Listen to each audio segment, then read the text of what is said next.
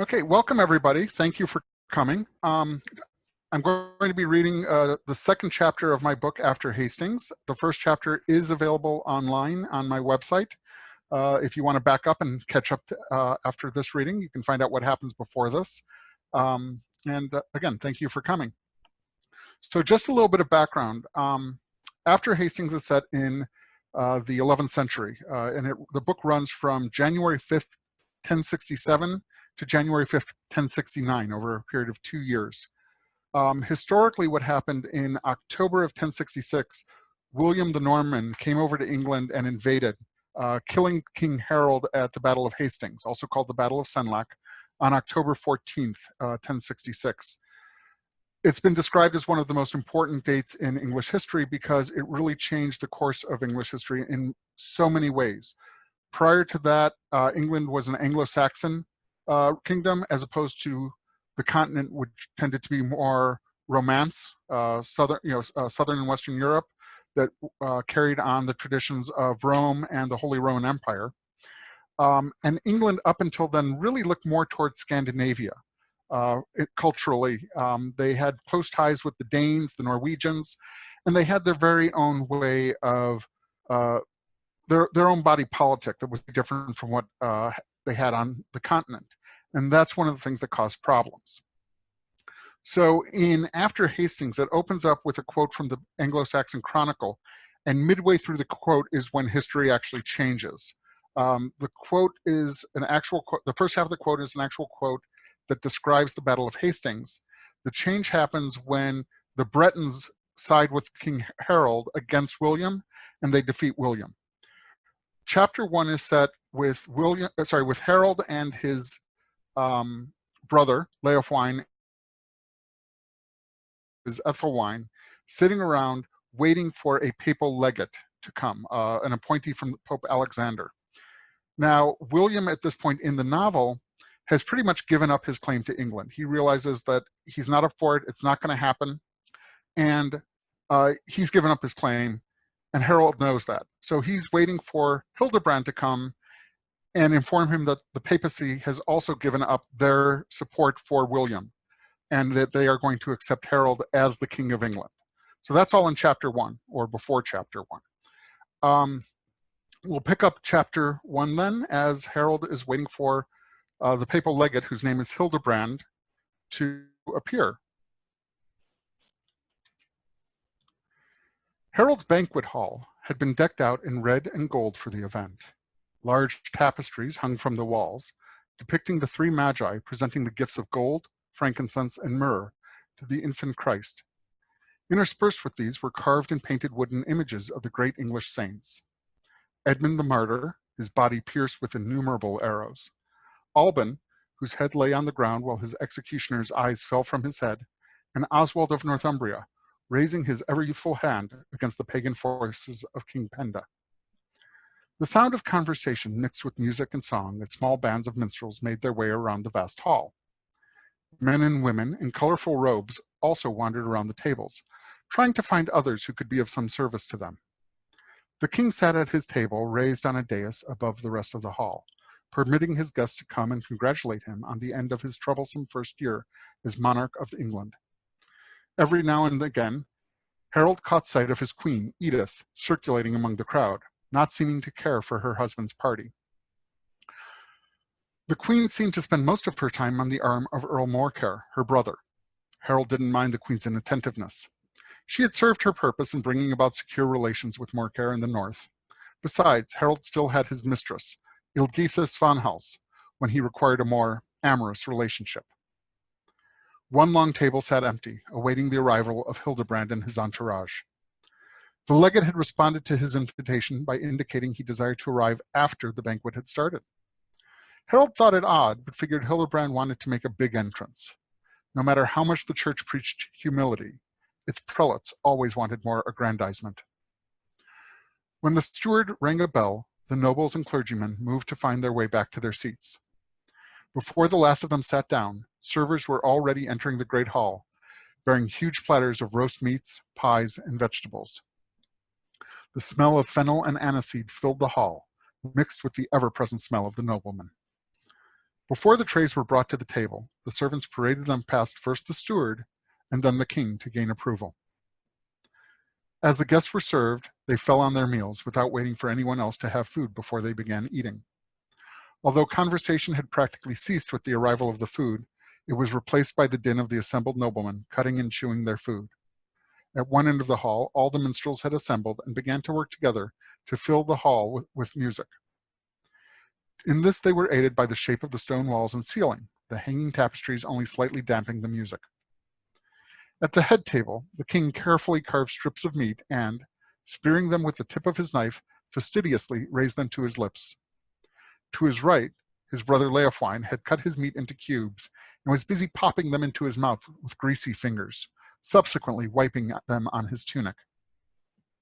Occasionally, one of the brothers would mutter something to the other, frequently a snide comment about one of Harold's guests. Their conversation was trivial in all matters, never once touching on Harold's forthcoming meeting with the papal emissary. The banquet had been underway just long enough for the main course to be served when the massive doors to the hall were opened. Following a herald's cry, Alexander's ambassador Hildebrand entered the hall. The slight man, along with his well-dressed entourage, walked directly from the door to Harold's place at the table, positioning themselves in front of the sovereign. "My lord, permit me to present myself to you. I am Archdeacon Hildebrand, in service to His Holiness Pope Alexander. His Holiness has sent me from Rome to take care of business which has grown out of the unpleasantness with which you were involved a few months ago." The Pope's ambassador was a swarthy man with a large nose and dark eyes. His countenance reminded Harold that only a few generations earlier the man's ancestors were said to have been Jews. Since that time, one of his cousins had sat on the seat of St. Peter, and this man was considered by many to be the power behind Alexander. Some even were speaking of him as the next pope. Harold leaned back in his chair and flashed a smile at Leofwine. The king's brother returned the smile with a quick wink. Hildebrand paused and waited for the king's permission to continue. Sensing the upcoming victory, Harold waited a few moments before granting the papal legate approval. When Hildebrand seemed to be on the verge of fidgeting, the king nodded his acquiescence. As the emissary began to speak, his retainers moved closer to him, as if preparing to fend off an attack.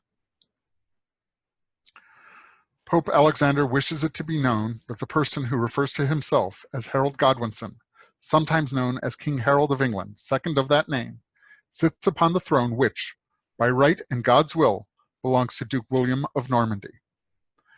With this opening speech, all other sound in the room ceased. The constant noise of conversation vanished.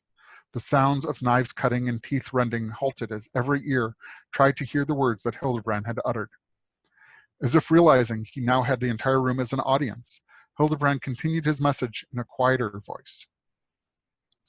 "Since Harold's crimes are numerous, he has conspired to keep the throne from its rightful owner. He has broken his oath to support William of Normandy's claim to the throne of England. He has rejected the arbitration of Pope Alexander. He has supported the irregular appointment of Stigand to the See of Canterbury. Furthermore, until such time as the aforesaid Harold relinquishes any and all claim to the throne of England, he shall remain under the ban of excommunication. His Holiness also takes this opportunity to reinforce the ban of excommunication, which has been pronounced on the person of Stigand, who calls himself Archbishop of Canterbury, against the wishes of the Holy See, St. Peter, and Jesus Christ. Finally, should any person in the realm of England or abroad lay finger on the emissaries of the most holy Pope Alexander, said person shall also be placed under the ban of excommunication, neither able to receive the confession or holy unction, their prayers to God unheard. In nomine Patris, Filii, et Spiritus Sanctus." When the echoes of the archdeacon's voice died away, silence reigned in the banquet hall. Harold, his jaw slack, stared at the cleric. Around the king, his brother and advisor stood agape, wondering what Harold's response to his humiliation might be. The papal party, however, simply turned its back and began to walk from the room.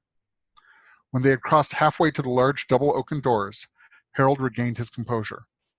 "I am the rightful King of England," his light baritone voice called after the retreating group. "Tell your master that England belongs in Saxon hands, not the grip of the continental bastard. Harold Godwinson is the rightful King of England. I was crowned by the Wheaton Angemo, not the bastard. I never swore allegiance to him." The majority of Harold's speech fell only on the ears of his subject, for Hildebrand and his entourage had already left the hall to make their way back to the guest quarters, which had been set aside for them. On the dais, Leofwine rested a hand on Harold's shoulder and stooped to whisper into his brother's ear. "Be calm, Harold. The Pope just wants to be able to negotiate from a position of power. This excommunication means nothing. Once you make a few concessions to the papacy, Hildebrand will retract the ban and announce Alexander's support of your claim to England instead of the bastards. You would do the same thing if you were in his position." Harold rubbed the back of his neck and rose from his chair. He motioned to his brother, and Leofwine turned to the stilled crowd. "I apologize, but other business calls my brother's attention. Please continue your revelry. Harold, the rightful King of England, crowned by the Archbishop Ealdred of York, asks that you make merry in his absence." Leofwine followed the king from the banquet hall, and the two men walked from the building which housed the public rooms to Harold's private apartment. Overhead, a half-moon lit the night sky. For some reason, it reminded Harold of the star which had appeared in the heavens to presage good fortune for the Saxons and the defeat of their enemies less than a year earlier. The king pulled his cloak tighter around his shoulders in an attempt to ward off the cold as the two brothers hurried in silence the short distance to the private residence. Inside the main room, a large fire was burning, casting an orange glow around the room. Leofwine stood close to the hearth, extending his hands to the flame. Harold merely shrugged out of his cloak and took a goblet of ale from the slave who poured it. When Leofwine rejected Harold's offer of a drink for himself, the king turned the conversation to his humiliation. "I had expected when we defeated the bastard that the Pope would accept my right to the crown as elected by the Wheaton-Angemo. Instead, he continues to support the foreigner on the basis of Edward's promise, which should carry little weight according to our traditions. We have been fighting the French menace ever since Edward started to bring his foreigners here more than 15 years ago. And before we fought the Frenchmen, we fought their Danish forefathers. For the first time since Ethelred fled the country in front of Sven, England can be ruled by the Saxons. His Holiness, however, sees us as children who cannot rule over ourselves but must be looked after by some nanny whose ancestors were no more than bandits when our own predecessors were king nearly to rival Charlemagne." Leofwine played with the ends of his mustache as his brother bellowed in his anger. Harold had been focused entirely on the king's attack on the monarchy and failed to think about the other, lesser attack. Leofwine allowed his brother to continue the tirade for a while longer before he tried to calm his brother down. "Harold, put down your drink. It's time for us to talk productively, instead of cursing the Pope." Leofwine forced a goblet of mead from the king's hand and continued. "In there, I told you that this is just the Pope's bargaining position. He'll make concessions, I assure you. Despite this attack on you, his real concern is the state of the Church in England, which he sees as being different from the Church on the continent, and on Stigand. Last year, you demonstrated that you didn't particularly like the Archbishop of Canterbury when you were crowned by Ealdred. I'll send a letter to the Pope for you. We'll explain that the Church in England has been following continental practices since the time of the Blessed Dunstan, nearly a century past. We can also offer Stigand as a sacrifice." Harold stared into the empty wine goblet.